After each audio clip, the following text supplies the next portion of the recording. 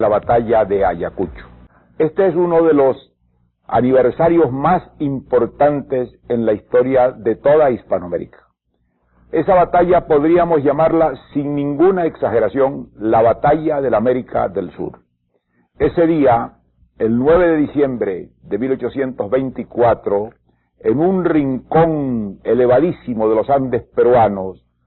cerca de una aldea hasta entonces desconocida que se llamaba Ayacucho y que en lengua quechua significa el rincón de los muertos, se enfrentaron el ejército de los patriotas y de los independentistas, comandado por el venezolano Antonio José de Sucre, y el resto más formidable y organizado del ejército español que quedaba en la América hispana, comandado por el propio virrey del Perú, La Serna, y por 15 generales españoles, y fuerte de más de 10.000 hombres. En ese encuentro decisivo en ese día, intervinieron del lado republicano soldados y tropas de todos los países de la América del Sur, venezolanos, colombianos, ecuatorianos, peruanos, bolivianos, chilenos, argentinos, uruguayos, paraguayos y quizás, posiblemente también algunos brasileros. De modo pues que era una presencia total, una representación completa de la América Latina en el momento culminante en que se va a decidir la independencia. Ayacucho decide la independencia de la América Latina, la independencia completa y final. Venía a rematar 14 años de guerra, y en el momento en que Antonio José de Sucre, al término de la jornada increíble, recibe los emisarios del ejército español, los generales que vienen a anunciarle la rendición, en ese momento Sucre estaba literalmente recibiendo en nombre de la América Latina los títulos de posesión del mundo de Colón que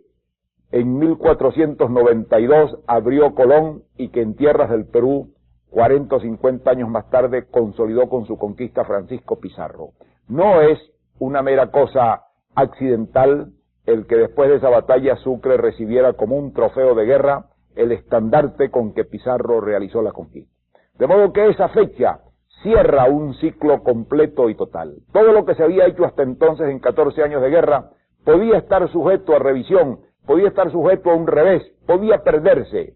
pero era ciertamente en esa victoria la cancelación final de toda pretensión a regresar al régimen colonial. Con esa victoria se sellaba la independencia de todos los países de la América Latina y esa victoria marcaba el comienzo de un nuevo tiempo. De modo que nosotros podríamos decir, sin exageración, evidentemente de un modo claro y sencillo, que en la historia de la América hispana hay dos fechas centrales. El 12 de octubre de 1492, que es el momento en que nace el Nuevo Mundo, en que Colón y las tres carabelas descubren las nuevas tierras y allí comienza una nueva historia con repercusiones inmensas para toda la humanidad, y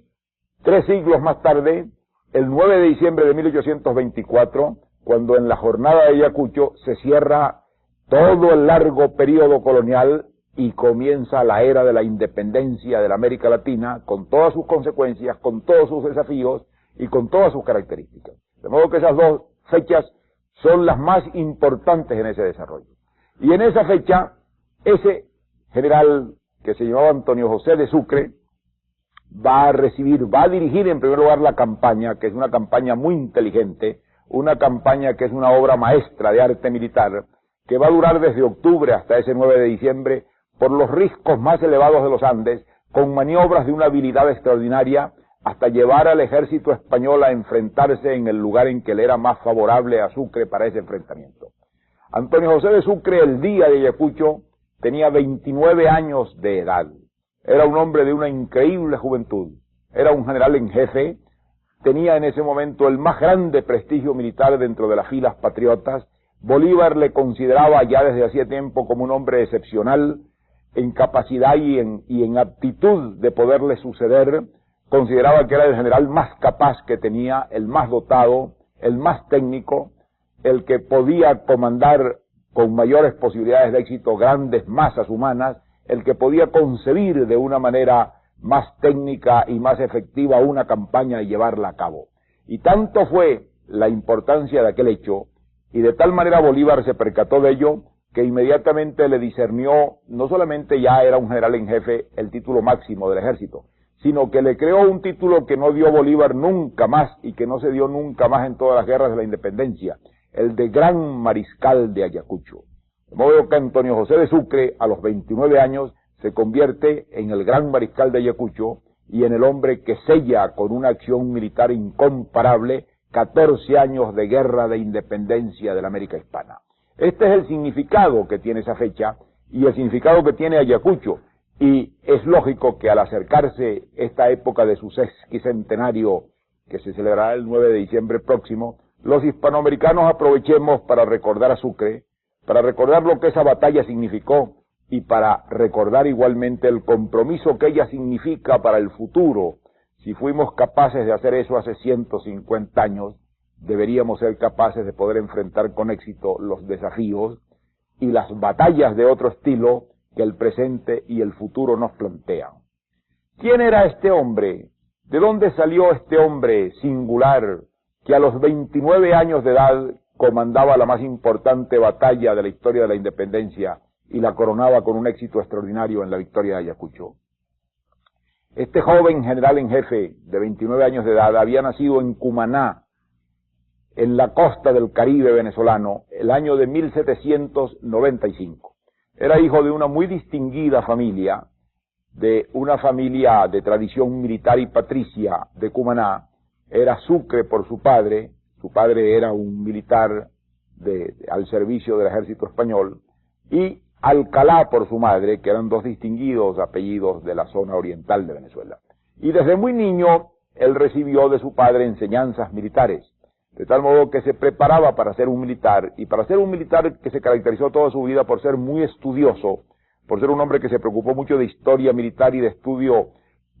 científico de la estrategia y de la táctica, de tal modo que sin duda alguna entre todos los generales de la independencia era Sucre el más capacitado profesionalmente, el que se había preparado de una manera más científica y profesional para el desempeño de aquella difícil tarea. Sucre se incorpora al servicio de las armas a una edad increíblemente joven. Cuando estalla el movimiento de 1810, que inicia la independencia, Sucre era un niño, tenía 15 años de edad. Y sin embargo, a esa tempranísima edad, él se incorpora a las filas de la independencia, y desde entonces hasta su muerte temprana, no va a hacer otra cosa que servir la causa de la independencia venezolana primero e hispanoamericana después, y a servirla con una dedicación, con una grandeza, con una devoción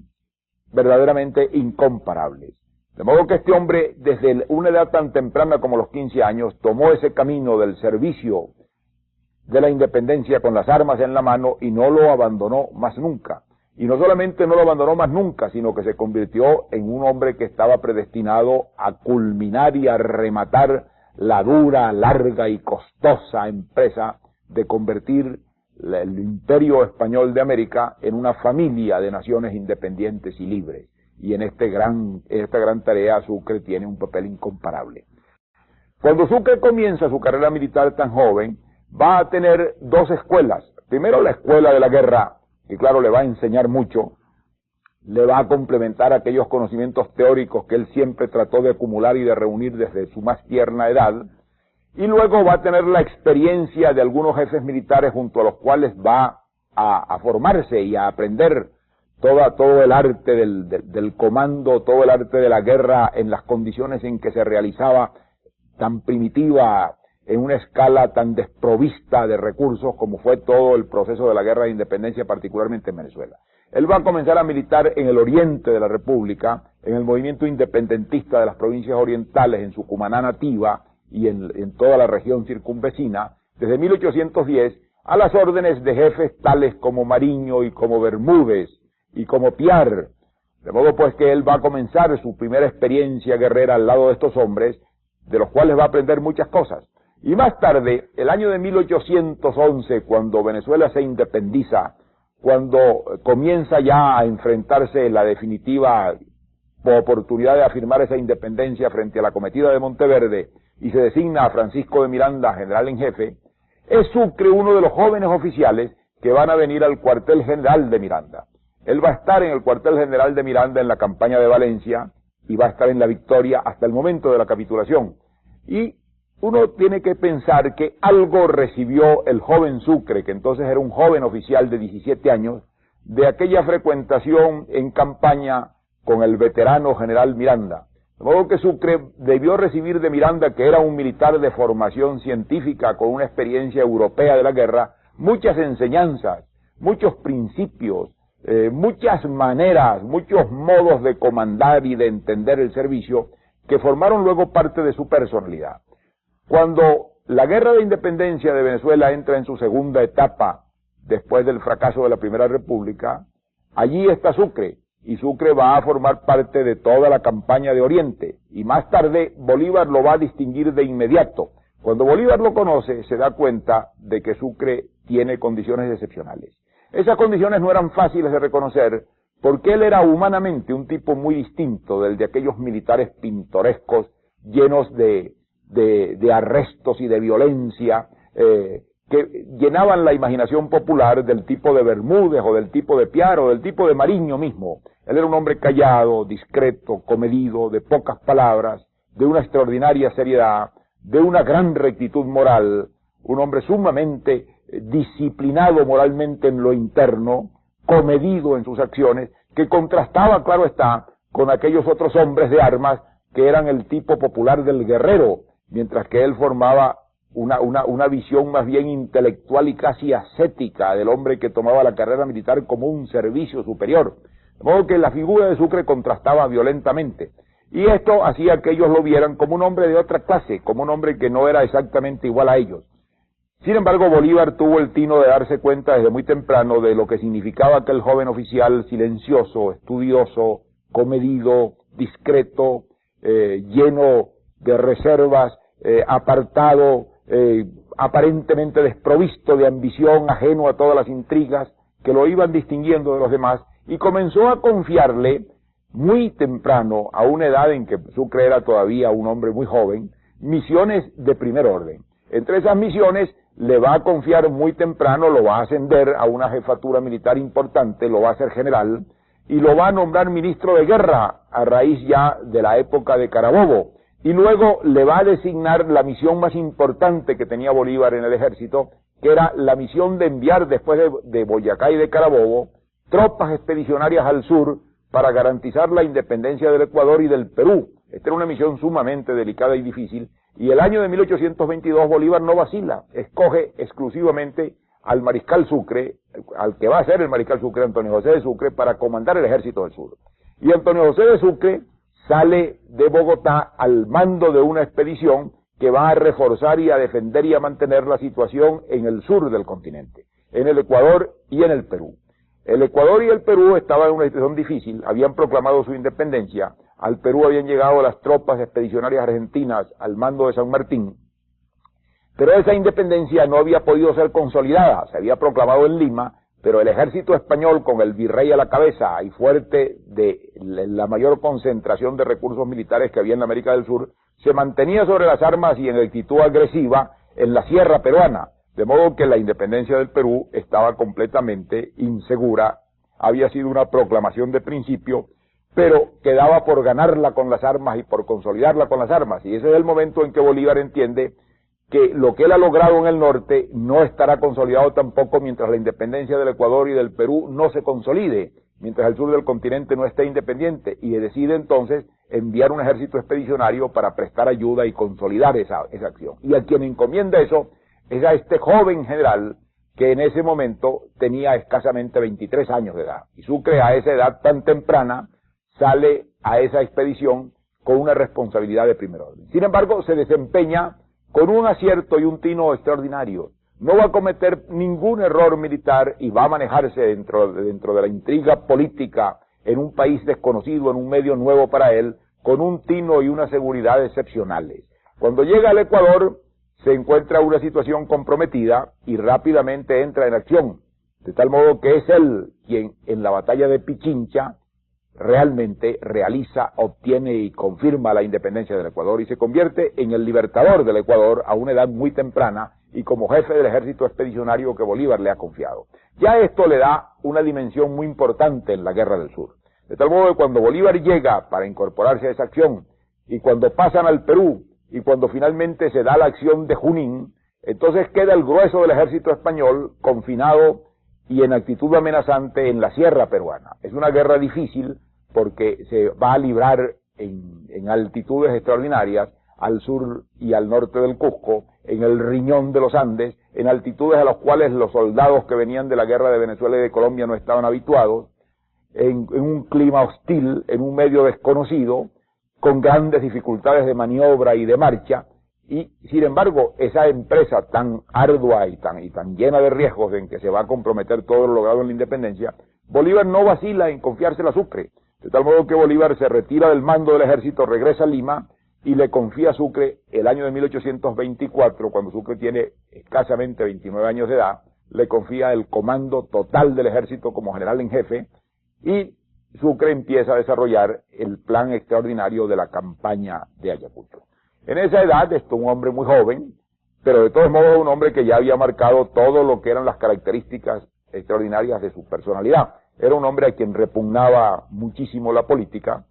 que se mantenía alejado de toda intriga, que daba unas muestras sobrehumanas de estar desprovisto de ambición. Si Sucre hubiera sido un ambicioso, Sucre se hubiera convertido en el caudillo indudable del Ecuador y del Perú.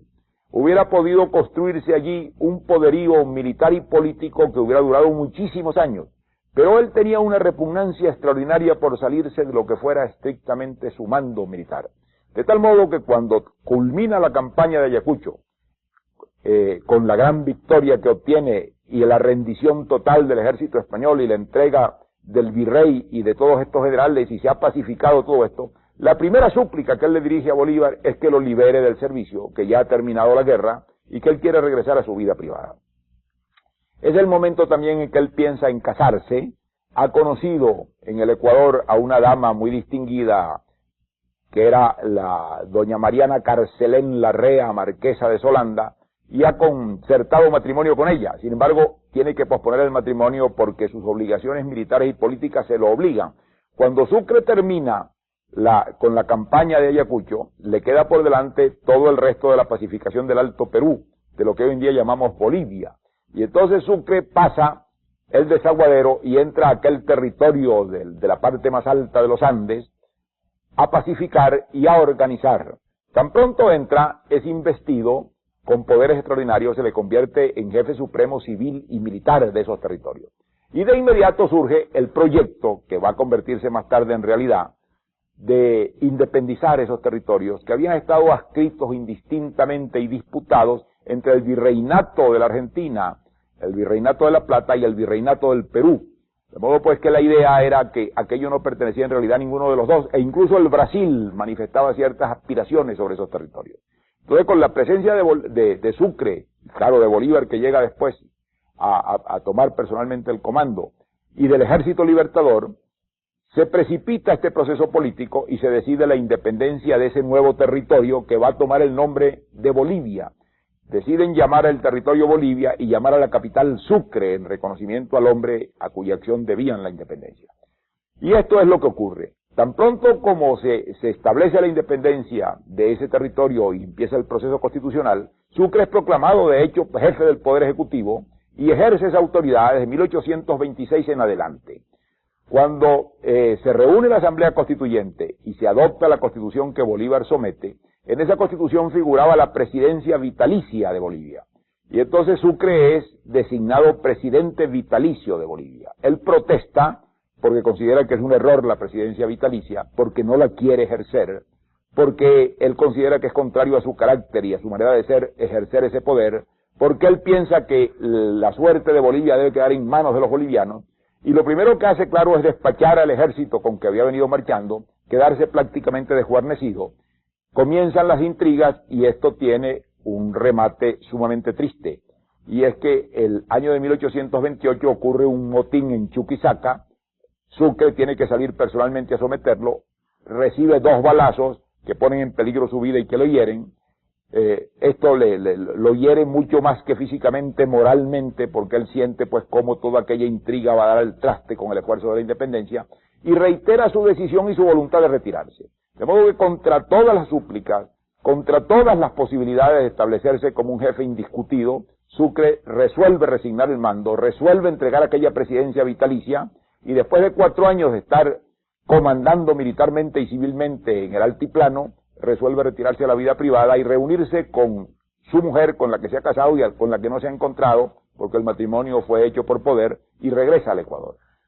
con el ánimo de retirarse definitivamente del servicio público. Sin embargo, esto no lo va a lograr Sucre. Ese Sucre que regresa al Ecuador va a estar asediado por las pasiones políticas, va a estar asediado por las necesidades de servicio,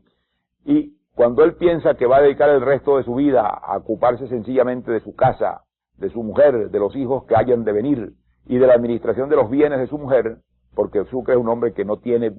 riqueza y que no la ha acumulado nunca, en ese momento ocurre una invasión que viene del sur, al mando del general Lamar, que invade el Ecuador, y llaman a Sucre a comandar de nuevo el ejército, y Sucre tiene que volverse a retirar, y el año de 1829 se da la batalla de Tarqui, en la que desbarata a Lamar y garantiza la integridad del Ecuador.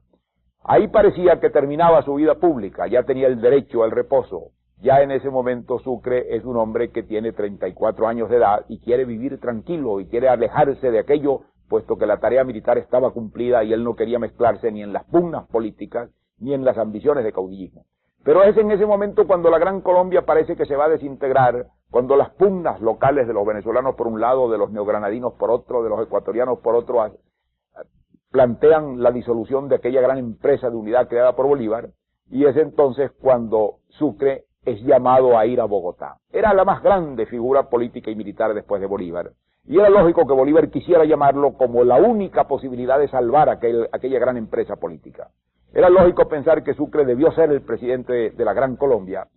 que Sucre debió ser el unificador de los miembros dispersos, y marcha de nuevo a Bogotá, se separa de su mujer y el año de 1830 va a la reunión del Congreso que en enero se reunía en Bogotá. Allí lo hacen presidente del Congreso, pero allí inmediatamente él siente cómo toda aquella intriga desatada es incontrastable. Lo mandan en una misión hacia Venezuela para tratar de que Venezuela no se separe, y Páez no lo deja entrar a Venezuela, lo detienen en la frontera del río Táchira, al mariscal de Ayacucho que venía en esa misión. Allí va a entrevistarse con él el general Mariño, y de esa entrevista no surge nada positivo. Lo único que surge es una proposición de Sucre que pinta su carácter, dice que los militares se han convertido en un problema para los nuevos países, y que él propone, sencillamente, que se prescinda, que se establezca una cláusula por la cual en los próximos 4 o 5 años ningún general en jefe, ningún jefe de ejército, ningún hombre que haya ejercido el comando en ninguna de las fracciones de la Gran Colombia pueda ser presidente de la República. Claro, el primero que se condenaba era él mismo, y él lo hacía con el mayor gusto, pero a Páez no le debía caer muy risueñamente esta resolución, ni al general Flores, que estaba por su lado aspirando a quedarse con el Ecuador, de modo que esto fue rechazado de plano, y Sucre regresa a Bogotá a despedirse de Bolívar con el sentimiento de que todo está perdido. Claro, las gentes que veían en Sucre el único peligro en el camino para reconstruir la Gran Colombia, resuelven eliminarlo. Y cuando Sucre, sin escolta, solitario, con el acompañamiento de 2 o 3 hombres, emprende la marcha muy peligrosa a través del sur de Colombia y de Pasto hacia el Ecuador, lo emboscan en Berruecos, y en esa siniestra y solitaria montaña, en el momento en que él va cruzando tranquilamente, se emboscan los asesinos, y esos asesinos disparan a mansalva y matan a Sucre, que cae muerto en 1830 a la edad de 35 años.